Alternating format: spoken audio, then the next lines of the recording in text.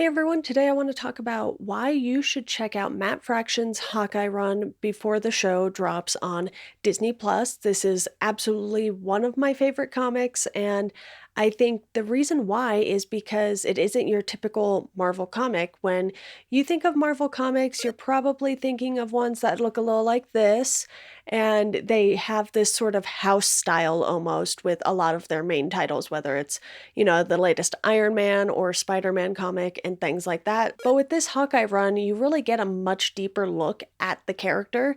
And this Hawkeye is different from the one in the MCU simply because one, he is not a family man, and two, he is really, really down on his luck. And you see how his love life does or does not play out in some instances.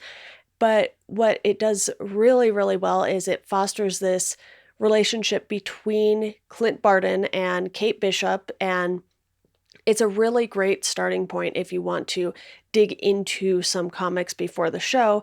Not because it's going to be exactly like this comic, but because of that interaction between Clint and Kate. And of course, I'd be remiss if I didn't say you should also read it because of Pizza Dog, aka Lucky. There's an entire issue in this series that revolves around Lucky's perspective. So there's just a whole issue where you're seeing everything from a dog's point of view. And it is just such a fun, fun time. And, you have David Aja on art for a lot of the issues. However, you also have Javier Pulido and Annie Wu doing some art on some of the issues. And eventually, what happens is we move away from Clint's story and we start to follow Kate as she goes out to LA and has her own little side adventure, really. And the reason that works is because Kate is also going by the Hawkeye name already. And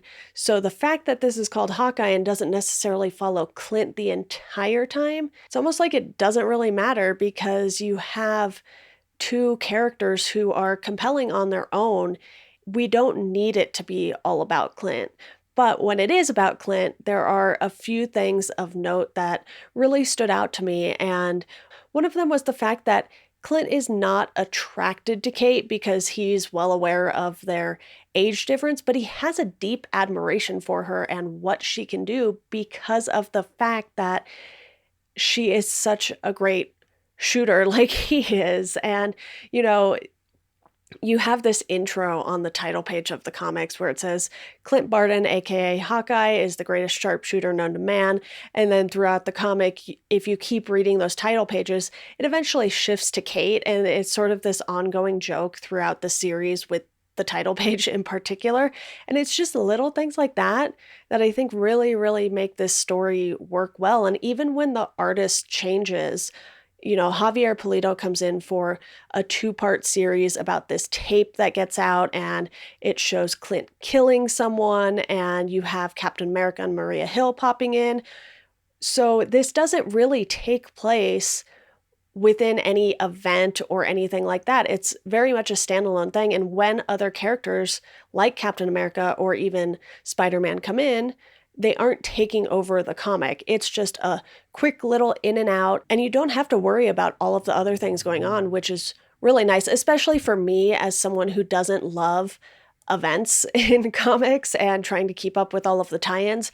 I'll typically read the main part of an event. So if you have something like Civil War, for instance, I'll read the Civil War titles and, I won't necessarily make it to all of the tie-ins. I think I tried once and I just got so exhausted with the event. I was like, okay, I don't think I'm going to finish this. So as long as I read the main issues, I'm okay with that. And I just don't worry about the tie-ins, which is why my attention has really been focused on these series that don't force you to read 5 other titles to really understand what's going on. And, earlier I mentioned the art style being different, and there's even, an entire issue where every single page is 9 panels, and you have issues where you have panels and a bunch of white space on the page. So you're sort of getting these more intimate, close-ups of what's going on, and it's just a really unique Marvel comic. And if you want to know more about Kate Bishop too, after this series, they continued on with,